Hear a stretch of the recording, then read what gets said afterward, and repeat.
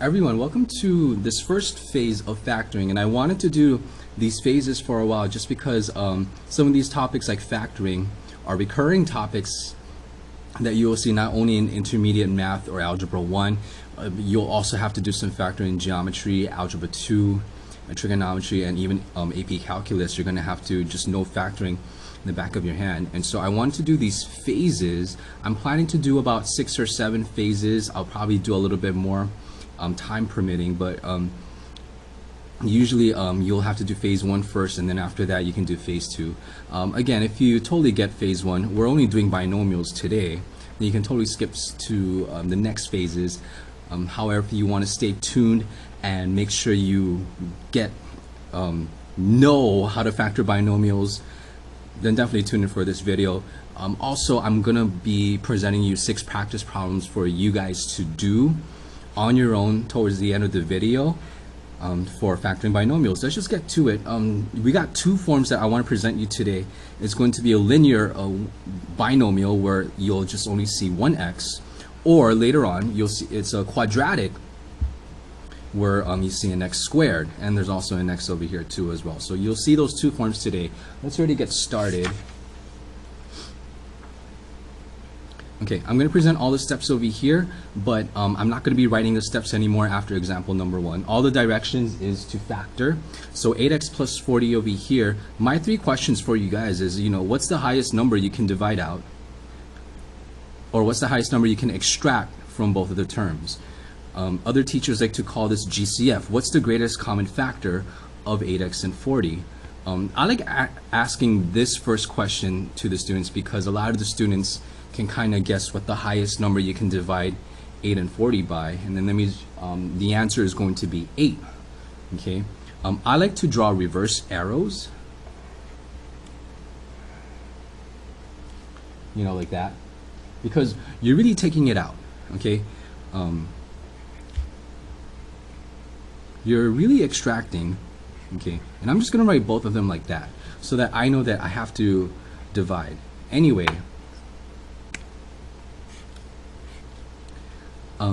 8x divided by 8, it's going to be 1x, or you can just write x, and then after that 40 divided by 8 is going to be a 5. Alright, you're not totally eliminating the 8. This is why I like to draw the reverse distribution arrows, because it tells me that I gotta put that 8 back, and so I'm going to put the 8 back right over here, and this is really your answer. Okay. To check your work, you're just going to redistribute back the answer that you got. And so, if you check your work that way, you should be back to the problem that you had. Okay, 8 times x is going to be 8x, plus 8 times 5 is going to be 40. And yeah, that's the problem that we had in the beginning anyway. So this is going to be your answer. So your answer today is, it's going to involve some parentheses. This is called your factors, by the way. Okay, so this is what's called a factor, and then you might have some coefficients right over here. Alright, if that's a little bit confusing, I want to just do maybe 5 more for you guys so that it might get into your thinking process just a little bit. Okay, so I'm going to do examples number 2 and 3 over here. Okay. Alright, sometimes there's a negative number up front, so negative 6x minus 20. Usually you can factor out that negative as well. But I'm also going to ask you at the same time, what's the highest number you can divide 6 and 20 by? Okay. The answer is going to be 2, but because we see a negative up front over here, we're going to divide both of these terms by negative 2. Okay, so we're going to extract a negative 2 on both terms. Okay, negative 6 divided by negative 2 is positive 3x. Negative 20 divided by negative 2 is positive 10. What I like about the reverse distribution arrows is I gotta make sure I gotta put the negative 2 back inside over here. Okay. Again, to check your work, distribute the negative 2 back if you want to check your work. Okay, negative 2 times 3x is negative 6x, plus negative 2 times negative 10 is going to be negative 20, which is what we got anyway at the beginning. So this is going to be your answer. Okay. All right, let's do number 3. What is the highest number you can divide 11 and 110 by? What's the greatest common factor, GCF? It's going to be 11. And so we're going to factor an 11. 11 divided by 11 is 1, so we're just going to write that as an x. 110 divided by 11 is going to be 10. What are we missing over here? That's right, that 11 that we have extracted. Okay, not too bad. Let's go do a little bit more where we might have to just also do the variables as well. Okay, so and those are going to be your last examples, and then I'll give you guys some problems to do. Okay, so for this 4th example, let's try to do 4x squared plus 2x. Okay, and I broke it down into 2 steps. You can definitely do this in 1 step, but if you want to take it step by step, that's totally fine. See if you can find a GCF for the numbers first.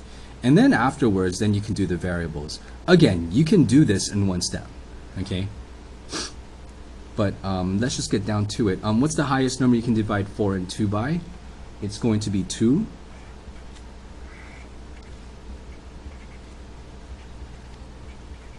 Okay. 4 divided by 2 is 2x squared. 2 divided by 2 is 1. I'm actually going to put the 1 over here, and then you'll see why.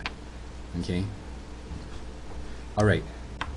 We are forgetting that 2 right here. Okay. Now let's go do the variables. There are 2 x's multiplied together over here, and then there's 1x. So if you want, you can write it out, x and x, and then you have 1x over here. How many x's can you take out equally from both of them? The answer to that question is you can take out 1x from each of them. Okay. So we can extract out 1x. Really, we're gonna take out an x from each. I know it's a little bit confusing. I just wrote it out. Okay. And then we can write that out like that. We can cross those out over here. Okay. Well, if you're taking out 1x, that means you have just 1x left over on that first term. So now your leftover is going to be 2x plus all the x's are gone already, and so you're just left with 1. Don't forget, you took off the 2 and you factored out an x.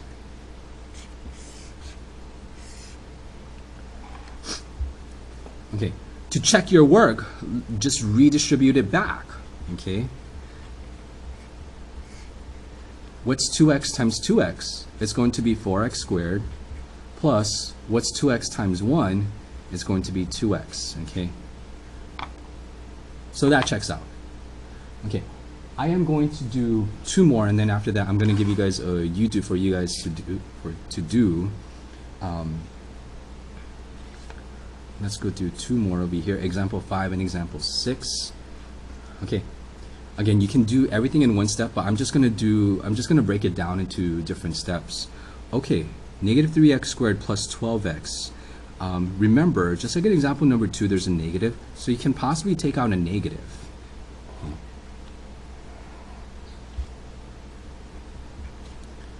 And then, what's the highest number you can divide 3 and 12 by? It's going to be 3. So we can factor a negative 3. Okay. All right, negative 3 divided by negative 3 is 1. You could write 1x squared. I'm just going to write x squared over here. 12 divided by negative 3 is negative 4, and then x. Okay, don't forget we have a negative 3. Small reminder, positive divided by negative is negative. Okay, let's also do the variables as well. Just like on the last example, there's 2 x's multiplied together and there's only 1x. So we can extract 1x from both of them.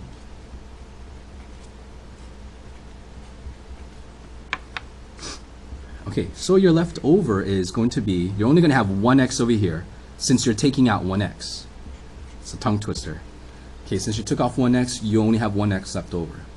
And then these are going to be gone, and that's going to be x minus 4. But this is not your final answer. Don't forget the things that you have factored out, which is a negative 3, and also you took on an x.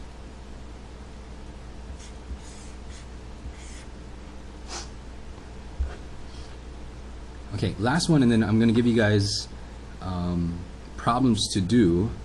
Okay, well, it's pretty much the same thing. What's the highest number you can divide 20 by and 8 by without having decimals? Okay, if you had said 8 we can't do 20 divided by 8 evenly, it's going to have to be 4 is the highest number.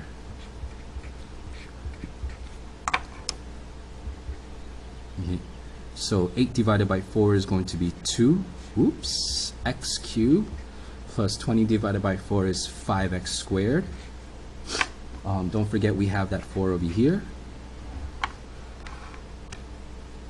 Alright, well, how many x's can we extract now? What's the GCF?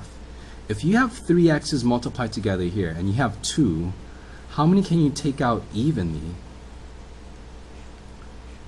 You can factor out an x squared, because there's 2 over here, and there's at least 2 over here. There's 3. So you can factor out an x squared. Now you got to deal with the leftovers. Okay, if you're taking out 2, you're going to have 1 left over.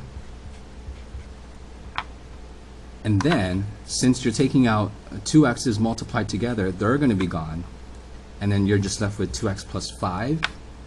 And so now you have 4, and then don't forget the x squared.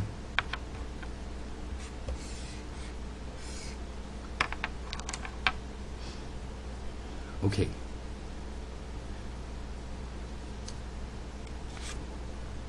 This is what I mean. I want you guys to pause the video.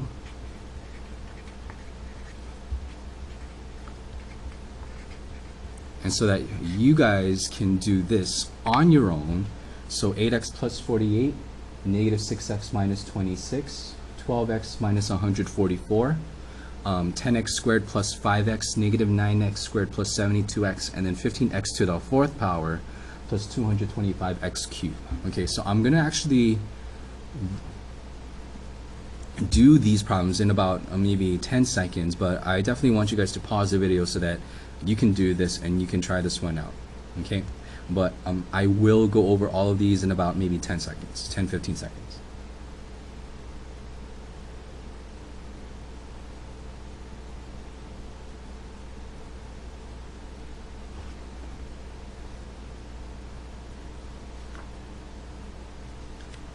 Okay, well, I'm just going to go over those problems. So starting with 8x plus 48. Okay, well, what's the highest number that we can divide 8 and 48 by? It's going to be 8. Okay, and so the answer to that is going to be, well, 8 divided by 8 is 1. 48 divided by 8 is 6, but then don't forget that we also have that 8 right over here that we extracted or factored out. Okay, all right, so that is 1.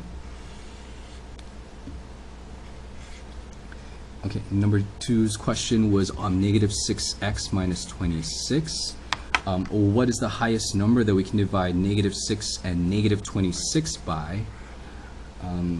If you said negative 2, you were correct. Again, if there's a negative up front, you can factor out a negative number. So we are going to factor out a negative 2.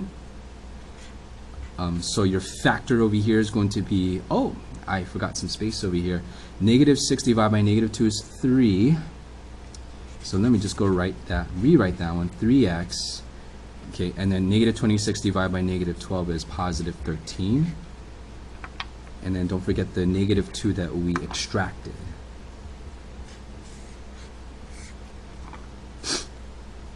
So as you can tell, I'm a little bit sick, but that's okay. I'm still making these videos.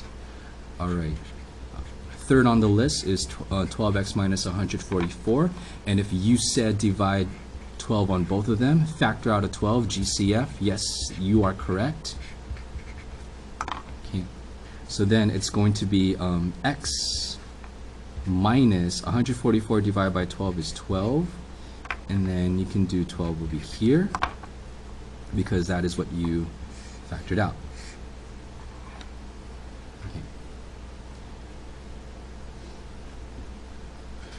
Alright, then I will do the last three here. 4 is 10x squared plus 5x. Okay. I'll do this in 2 steps, but then the other 2 problems, I'm going to do it in 1 step. I'll probably do it in 2 steps. It doesn't matter. Okay. Anyway, we can factor out a 5, because that's the highest number we can divide 10 by and 5 by. And so 10 divided by 5 is 2x squared plus 1x. You can also just leave it as an x. Don't forget the 5. Okay, look at your variables. How many x's can we extract from both of them? And we can only take out 1. Okay. So now your leftovers is going to be 2x plus 1. This is why sometimes I like writing the 1, just because some people think that this is a 0 over here. It's not a 0. You still have the number 1 left over. Okay. But then you got 5x that you've taken out.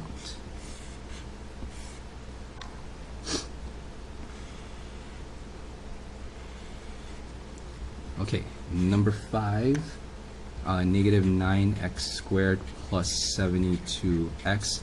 I want to do this in 1 step already. Okay, let's do this in 1 step. We definitely can factor out a negative 9. And then, just like on the previous problem, we can also take out 1x. So you see how I'm just doing this in 1 step. And I think that's the goal for today, is to really just getting you to do it in 1 step. Okay. Anyway, just be careful with the leftovers though. Okay, negative 9 divided by negative 9 is 1. And then x squared divided by x is just going to be 1x. Okay. The reason why it's minus is because 72, positive divided by negative is a negative. Okay, 72 divided by negative 9 is going to be 8. So x minus 8. All the x's are gone, and we extracted a negative 9x.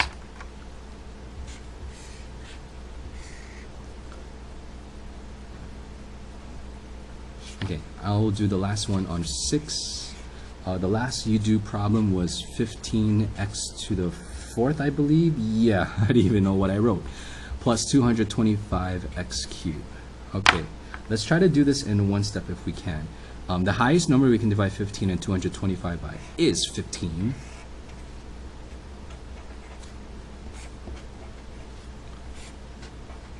Now we just got to figure out how many x's we can take out. Okay, you have 4 x's here, and then you have 3 over here. The maximum x's that you can take out from all of them is going to be 3. Because at most, you have 3 x's, okay? And you'll have a surplus over here. Alright, well, in that case, you're only left with 1x here, and then 225 divided by 15 is 15, and you have no x's. Don't forget that you have a left term right over here, 15x cubed. Alright. Okay, see you guys at the next phase.